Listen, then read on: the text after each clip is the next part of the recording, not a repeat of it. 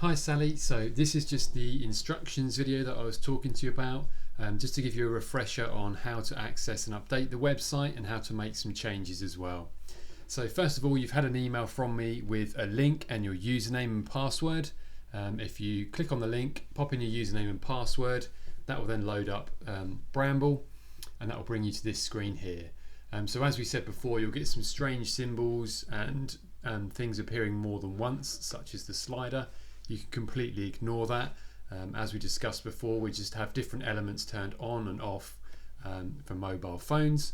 So the top slider is all the versions of the images that appear on the computer version, and the repeated one below is all the images that appear on the mobile version.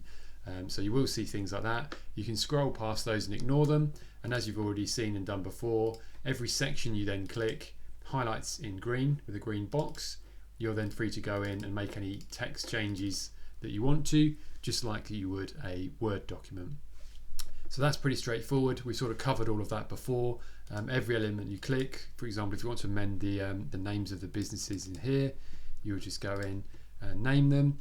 You've also got the drag feature where you can move them and change the order.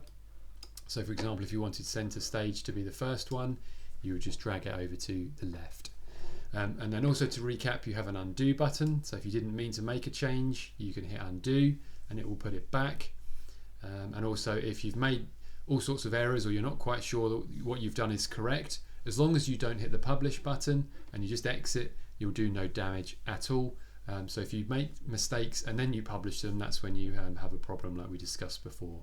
So any changes you make, if you just exit at the top here without saving, you're fine. But if you make changes and you're happy with them, that's when you then click the publish button. So as we said before, everything you do, changing the hours, changing the phone number, whatever it is that you want to do is all controlled within that. So once you click up the top here, you can then see all of the pages on the whole website. Every single one. I've tried to name them things that are not only relevant for search engines and for Google, but also for you. It's clear which each page is going to be about. So for example, the wellness clinic is their own page, the vacancies page is called vacancies, so that's what they're sort of named for those two reasons, really, to help with search engines and also to help you find them. So if, for example, we wanted to amend the Toy Dens listing, you'd click on the Toy Den page. You could then go in, make any changes to the name of the page, little description, any other bits in here that you wanted to do, you could go and change. You mentioned about being able to do things with images.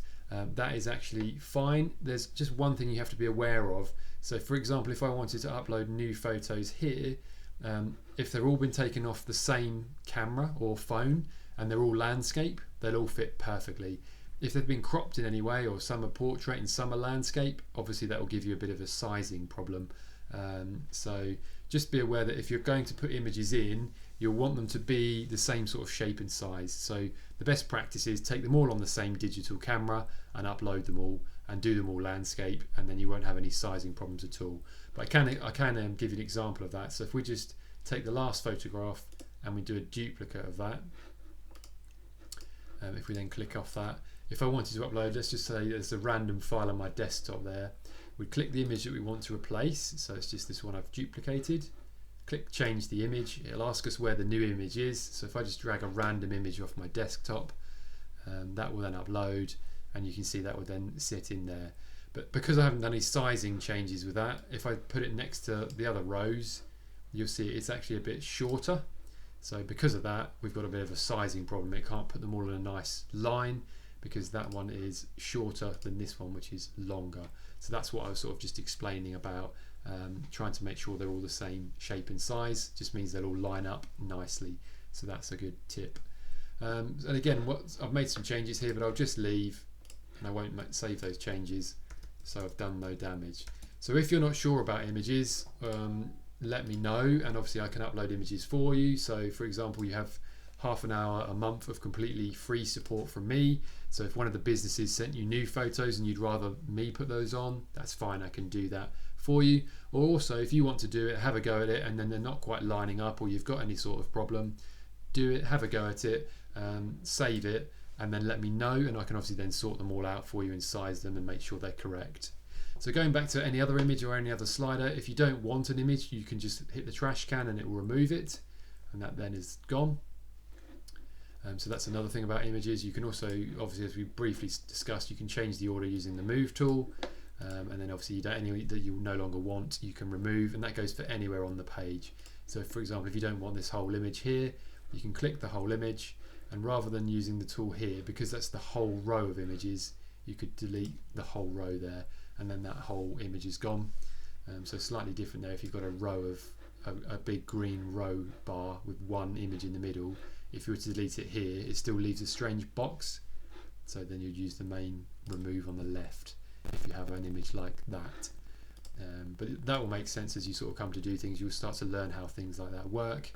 And yeah, that's pretty much as I can cover in terms of images and the text. We've sort of been over things briefly on the online training as well. You also mentioned the calendar. This is controlled through your Charles Burrell Centre Google Calendar.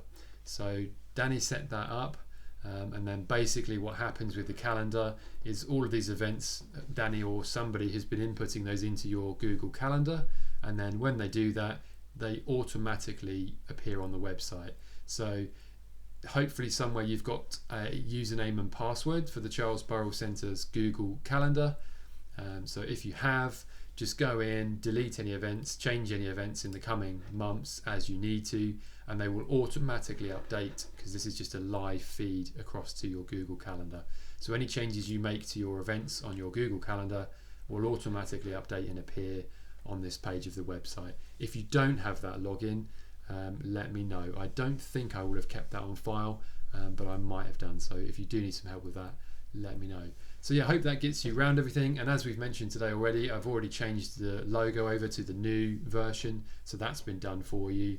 And like I say, if there's anything else you want to know, I can do another Zoom training session with you. I can go over it again if you need any help with anything in particular. And don't forget, you've got that half an hour a month of free support from me. If you do get stuck or there's something that you can't do, feel free to use that. And I hope that helps. Thanks for watching.